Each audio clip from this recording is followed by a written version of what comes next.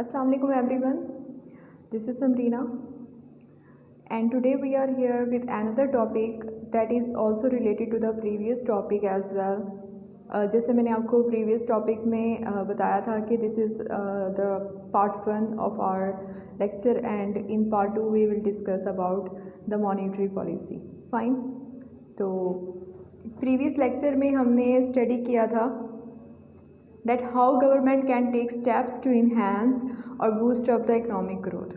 ठीक है, तो बेसिक जो हमारा एक लेक्चर चल रहा है उसका बेसिक पर्पस यही है कि हम गवर्नमेंट की कौन सी पॉलिसीज़ को अडॉप्ट करके इकोनॉमिक ग्रोथ जो है वो अटेन कर सकते हैं, हम इकोनॉमिक ग्रोथ को कैसे बूस्ट अप कर सकते हैं.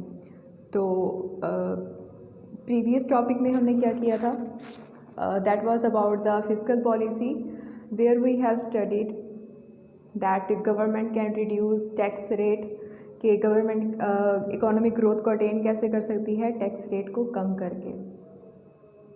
इन this way definitely the consumption level will increase. जब उनका रियल इनकम या फिर हम यूँ कह सकते हैं डिस्पोजेबल इनकम जब ज़्यादा हो जाती है कंज्यूमर की, तो अपना कंजम्पशन लेवल बढ़ाते हैं, then definitely aggregate demand will increase and employment level will goes up.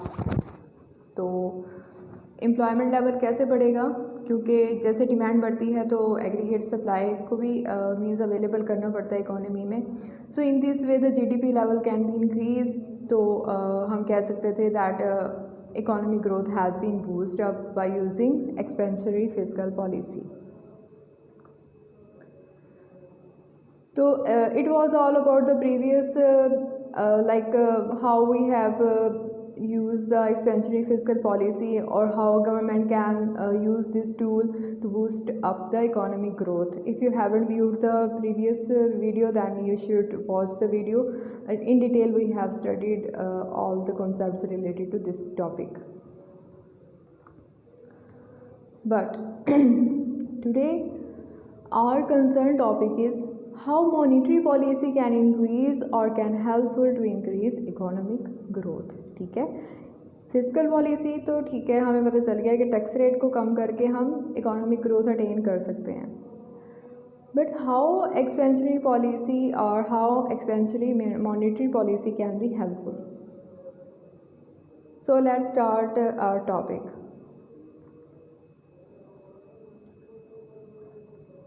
Monetary policy है क्या. सबसे पहले अगर हम मॉनेटरी पॉलिसी से ही रिलेटेड सारे कॉन्सेप्ट्स को डिस्कस करने लगे हैं आज की वीडियो में, then we should be clear that what is the monetary policy. Fine. तो फिस्कल पॉलिसी जो है उसमें सेंट्रल बॉडी क्या है, वो गवर्नमेंट था. ठीक है, तो जितनी भी पॉलिसीज़ थी फिस्कल पॉलिसी में that was govern by the government. उनको गवर्नमेंट गवर्न करती है दैट हाउ मच और to what extent tax rate should be. But अगर हम मॉनेटरी पॉलिसी की बात करें, हियर ऑल द एक्टिविटीज़ और all the policies related to money are controlled by the central bank. ठीक है, हर इकोनॉमी का एक सेंट्रल बैंक होता है जो मॉनेटरी पॉलिसीज़ जो हैं उनको मींस इम्प्लीमेंट करता है या उसको स्टेप बाय स्टेप जो है वो बनाता है या उसको according to the economic situation उसको मींस इम्प्लीमेंट करवाता है. तो हर इकोनॉमी का एक अपना सेंट्रल बैंक होता है. अगर हम पाकिस्तान की बात करें तो पाकिस्तान का सेंट्रल बैंक जो है उसका नाम है स्टेट बैंक ऑफ पाकिस्तान. ठीक है, so central bank is responsible to manage the money supply in the economy by using monetary tools. कि सेंट्रल बैंक जो भी किसी भी इकोनॉमी का होता है, हर इकोनॉमी का सेंट्रल बैंक अलग होता है. और यहाँ पे एक और बात ये भी है कि हर इकोनॉमी की जो पॉलिसीज़ होती हैं वो भी चेंज होती हैं.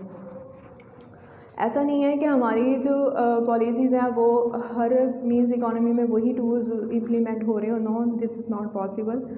Every country has its own policies and on like structure. Fine. तो अगर हम इसकी डेफिनेशन की बात करें तो basically expansionary monetary policy aims to increase aggregate demand and economic growth in the economy. ठीक है, बेसिकली मॉनेटरी पॉलिसी एक्चुअली जैसे पाकिस्तान में स्टेट बैंक ऑफ पाकिस्तान की बात कर रहे हैं, वो रिस्पॉन्सिबल होता है for the management to increase और to control the money supply, ठीक है, उसी ने कंट्रोल करना है। पर्पस क्या है अब, ठीक है, मॉनेटरी पॉलिसी का सबसे पहले हम ये देखते हैं कि पर्पस है क्या, मॉनेटरी पॉलिसी क्यों इम्प्लीमेंट कराई जाती है। पर्पस बेसिकली इन्फ्लेशन को टारगेट करना, प्राइस स्टेबिलिटी को मेंटेन करना, इंटरनेशनल इकोनॉमी में हमारी करेंसी की क्या वैल्यू है उसे मेंटेन करना, ये सारे टारगेट्स होते हैं मॉनेटरी पॉलिसी के। अभी जस्ट मैं आपको मॉनेटरी पॉलिसी का बता रही हूँ कि मॉनेटरी पॉलिसी है क्या, ठीक है। अब फर्दर हम इसकी दो टाइप्स को देखते हैं। तो all these things were the basic target by the monetary policy. Generally inflation को कंट्रोल किया जाता है जिससे अदर फैक्टर्स लाइक एम्प्लॉयमेंट, ठीक है ना, इन्फ्लेशन हमारा बेसिक जो है वो पर्पस होता है, जिसमें वो क्या होता है कि प्राइस लेवल इंक्रीज़ हो रहा होता है या बहुत ज़्यादा कम होता है तो उसको इकोनॉमी स्टेबिलिटी की तरफ या फिर उसमें इक्विलिब्रियम की तरफ उसको लेके जाना, that is our basic purpose और that is basic purpose by the central bank. तो उससे से अदर जो फैक्टर्स होते हैं जो लिंक्ड होते हैं like employment, investment in economic growth को भी अचीव करने में के लिए हमें क्या हेल्पफुल होती है मॉनेटरी पॉलिसी। तो मॉनेटरी पॉलिसी की अगर हम बात करें तो वो कोई ऐसी मींस के पॉलिसीज़ नहीं बनाई जाती, सेंट्रल बैंक जो है वो उसको स्टेप बाय स्टेप जो है वो प्लानिंग के साथ उसको लेके चलता है, ठीक है। ओके, अगर हम मॉनेटरी पॉलिसी के मेन ऑब्जेक्टिव्स की बात करें वो क्या हैं, definitely to manage the inflation, reduce unemployment, long term interest rate, stability currency exchange rate. Now all these things are the objectives as well and target of the monetary policy. Okay, अब हम बात करते हैं कि how many types of monetary policies are there, ठीक है। तो there are two types like contractionary fiscal policy and expansionary monetary policy and contractionary monetary policy. As expansionary monetary policy is written here, so our today's concern topic is related to expansionary monetary policy, ठीक है। कंट्रैक्शनरी monetary policy जो है वो हमें economic growth attain करने में helpful नहीं होती। अगर हमें अपना जीडीपी लेवल बढ़ाना है, हमें इकोनॉमिक ग्रोथ अटेन करनी है, then we have to implement or central bank have to implement the expansionary monetary policy. So let's start this topic as well. Expansionary monetary policy aims to increase aggregate demand. उसका M क्या होता है, aggregate demand को increase करना और economic growth जो होती है इकोनॉमी में उसको अटेन करना या फिर उसको स्टेबिलिटी की तरफ लेके आना, ठीक है। Expansionary monetary policy involves cutting interest rate. इसमें होता क्या है, बेसिकली इंटरेस्ट रेट को कम किया जाता है और increasing the money supply to boost economic growth, ठीक है। तो मनी सप्लाई इंक्रीज़ की जाती है ताकि इकोनॉमिक एक्टिविटीज़ जो हैं या इकोनॉमिक ग्रोथ जो है वो बूस्ट हो सके, वो तेज़ी से मींस इंक्रीज़ हो सके। It could also be termed loosening of monetary policy, it is opposite of tight monetary policy, ठीक है। तो ये उसके ऑपोजिट है बिल्कुल, जैसे कि नाम से है एक्सपेंशनरी मींस एक्सपैंड करना। तो मनी सप्लाई को हमने इकोनॉमी में क्या करना होता है, यहाँ पे एक्सपैंड करना होता है जब इकोनॉमी में डिफ्लेशन की सूरत हाल होती है। डिफ्लेशन क्या होता है, deflation is same like opposite of inflation, ठीक है। मींस के बहुत ज़्यादा प्राइसेस लो हो चुकी होती हैं। अब प्रोडक्ट्स की प्राइसेस लो क्यों होती हैं, उसके बिहाइंड रीज़न ये है कि डिमांड बहुत ज़्यादा कम है इकोनॉमी। डिमांड कम होने की वजह से अनएम्प्लॉयमेंट ज़्यादा होती है, बहुत बढ़ चुकी होती है, इकोनॉमी की हालत बहुत ख़राब होती है। तो उस सिचुएशन में एक्सपेंशनरी मॉनेटरी पॉलिसी जो है वो हेल्प करती है। मनी सप्लाई इंक्रीज़ करके हम क्या करते हैं, अवेलेबिलिटी ऑफ क्रेडिट इंक्रीज़ कर देते हैं। इंटरेस्ट रेट कम हो अगर तो डिमांड बढ़ जाती है और अनएम्प्लॉयमेंट में कमी हो सकती है। अब इंटरेस्ट रेट कम होने से इन्वेस्टमेंट लेवल कैसे बढ़ता है आपको अच्छे से पता है। जैसे इंटरेस्ट रेट कम होता है तो इन्वेस्टर्स क्या करते हैं, वो इन्वेस्टमेंट लेवल अपना बढ़ा देते हैं, ठीक है, क्योंकि उन्हें बोरो जो वो करते हैं लोन, उसको कॉस्ट कम पे करनी पड़ी होती है बैंक को, तो वो अपनी सेविंग को कम करते हैं और इन्वेस्टमेंट लेवल बढ़ाते हैं, ठीक है। तो उससे क्या होता है, अनएम्प्लॉयमेंट में भी कमी आती है, वर्कर्स को हायर किया जाता है, जब इनकम लेवल जनरेट होता है तो डिमांड में भी इजाफा हो जाता है। As here you can see, यहाँ पे क्या हुआ है, इनिशियल हमारा इक्विलिब्रियम है जिसको हम लाइक ई कह सकते हैं, लाइक AD1, और लॉन्ग रन एग्रीगेट सप्लाई के कट करने से यहाँ पे बन रहा है। तो हमारा जो प्रीवियस इक्विलिब्रियम लेवल था उसमें हमारा GDP लेवल Y1 और प्राइस जो है वो P1 है, ठीक है। यानी कि यहाँ पे प्राइस के लिहाज से अगर हम बात करें तो यहाँ डिफ्लेशन है, प्राइस बहुत कम है और इनकम लेवल भी बहुत ज़्यादा कम है यहाँ पे, ठीक है। अब यहाँ पे क्या हुआ है कि सेंट्रल बैंक ने एक्सपेंशनरी मॉनेटरी पॉलिसी जो है वो इम्प्लीमेंट की है, ठीक है। उससे क्या हुआ, इंटरेस्ट रेट को कम कर दिया गया है, या फिर हम कह सकते हैं कि मनी सप्लाई बढ़ गई है। Availability of credit has been increase और हैज़ बीन एक्सपैंड और has been boost up. So in this way overall economy का एग्रीगेट डिमांड लेवल बढ़ा है, ठीक है, एग्रीगेट सप्लाई बढ़ी है। तो हम ये कह सकते हैं in the long run aggregate supply curve जो है वो वर्टिकल हो चुका है, मीन्स के फुल एम्प्लॉयमेंट लेवल भी हमें यहाँ पे अचीव हो चुका है।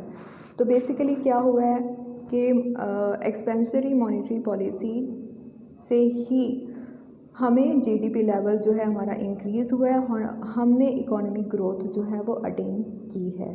So in this way expansionary monetary policy can be help out to attain the economic growth. This is all about the explanation of the previous figure, ठीक है। इस फिगर की यहाँ पे सारी एक्सप्लेनेशन लिखी हुई है, you can read this as well. ये एक फ्लो चार्ट है जिसमें एक्सपेंशनरी मॉनेटरी पॉलिसी और कॉन्ट्रैक्शनरी मॉनेटरी पॉलिसी को थोड़ा सा डिफाइन किया गया है ताकि आपको क्लियर हो जाए कि इन दोनों में डिफरेंस क्या है। एक्सपेंशनरी मॉनेटरी पॉलिसी में मनी सप्लाई इंक्रीज़ की जाती है, इंटरेस्ट रेट कम किया जाता है और ओवरऑल क्या होता है, इन्वेस्टमेंट लेवल बढ़ता है, कंजम्पशन लेवल बढ़ता है, प्राइस लेवल बढ़ता है और GDP लेवल इंक्रीज़ होता है, ठीक है। ये एरोज़ के साथ आप इसको देख सकते हैं। On the other side if I talk about the contractionary monetary policy, यहाँ पे क्या हुआ है, मनी सप्लाई कम की जाती है, इंटरेस्ट रेट बढ़ाया जाता है। यहाँ इस चीज़ का बेसिक पर्पस पता है क्या होता है, जब प्राइस लेवल बहुत ज़्यादा बढ़ रहा होता है, इन्फ्लेशन जब होती है इकोनॉमी में, तब कॉन्ट्रैक्शनरी मॉनेटरी पॉलिसी इम्प्लीमेंट की जाती है ताकि लोगों की डिमांड में हम कमी लेके आ सकें, लोग ज़्यादा से ज़्यादा सेविंग की तरफ जा सकें। तभी यहाँ पे इंटरेस्ट रेट बढ़ाया जाता है ताकि लोग जितना पैसा बैंक में सेव करेंगे उनको उसके बदले ज़्यादा जो है वो मींस के इंटरेस्ट रेट मिलेगा, तो वो इन्वेस्टमेंट लेवल को कम करने के ये एक पर्पस होता है। आगे देखें, मींस इंटरेस्ट रेट जो है यहाँ पे इंक्रीज़ हुआ है तो इन्वेस्टमेंट लेवल कम हो गया है, कंजम्पशन लेवल भी कम हो गया है, प्राइस लेवल अब कम हुआ है, इन्फ्लेशन को हमने यहाँ पे कम किया है। यहाँ पे हमारा मेन टारगेट जो है वो इन्फ्लेशन होता है, तो उससे हमारा रियल GDP लेवल भी कम हुआ है, ठीक है। तो ये बेसिक रीजंस हैं दोनों के और बेसिक जो है वो इन दोनों का डिफरेंस है, ठीक है। ओके, यहाँ पे कुछ कंक्लूजन दिया हुआ है एक्सपेंशनरी मॉनेटरी पॉलिसी का, like lower interest rate make it cheaper to borrow. जैसे इंटरेस्ट रेट बहुत कम हो जाता है तो हम पैसे को इजीली बोरो कर सकते हैं बैंक से। This encourages firm to invest and consume to spend. तो इस तरह से क्या होता है, जो इन्वेस्टर्स होते हैं वो इन्वेस्टमेंट लेवल बढ़ाते हैं, कंज्यूमर जो होते हैं वो अपना कंजप्शन लेवल बढ़ाते हैं। Lower interest rate reduce the cost of mortgage and interest payments. This gives house hold greater disposable income and encourages spending. उनकी जो यानी कि इनकम लेवल, डिस्पोजेबल इनकम का मतलब ये होता है कि जितना आप खर्च कर सकते हैं वो बढ़ चुका होता है और उनकी स्पेंडिंग्स जो हैं वो इंक्रीज़ हो जाती हैं। Lower interest rate reduce the incentives to save, ठीक है, आपकी सेविंग को वो कम करता है। Lower interest rate reduce the value of the pound making export cheaper and increase export demand. Okay, lower interest rate का एक और बेसिक पर्पस भी ये होता है कि हमारी जो एक्सपोर्ट्स हैं उनको चीप कर दिया जाता है। मीन्स कि हम जो भी प्रोडक्शन बना रहे हैं अपनी इकॉनमी में वो अब सस्ती हो चुकी हैं, तो प्राइस लेवल भी उनका मीन्स के कम होता है। तो वो क्या होता है, जब हमारे एक्सपोर्ट्स जो हैं वो चीप हो जाते हैं तो इंटरनेशनल मार्केट में उनकी डिमांड भी इंक्रीज़ हो जाती है। तो इस तरह से हम अपनी एक्सपोर्ट में भी इजाफा कर सकते हैं। और आपने जैसे जीडीपी का पढ़ा था कि जीडीपी में हमारे जो एक्सपोर्ट की वैल्यूज़ होती हैं वो प्लस हो जाती हैं और इंपोर्ट जो होती है वो नेगेटिव हो जाती है। मीन्स कि export is good for our economy. जितना ज़्यादा एक्सपोर्ट होता है हमारा जीडीपी लेवल भी बढ़ता है। तो इस तरह से हम अपने एक्सपोर्ट को भी अचीव कर सकते हैं, उसको भी टारगेट कर सकते हैं, मैक्सिमम एक्सपोर्ट में इजाफा कर सकते हैं। So it was all about the expansionary monetary policy, like how expansionary monetary policy can be help out to achieve economic growth or to boost up the economy. तो I hope आपको अब clear हो चुका होगा what is difference between expansionary fiscal policy and expansionary monetary policy, and how these two policies are being adopted by the government or by the central bank for the benefit of our economy. Fine. So I hope this topic would be clear to all of you. Okay, Allah Hafiz.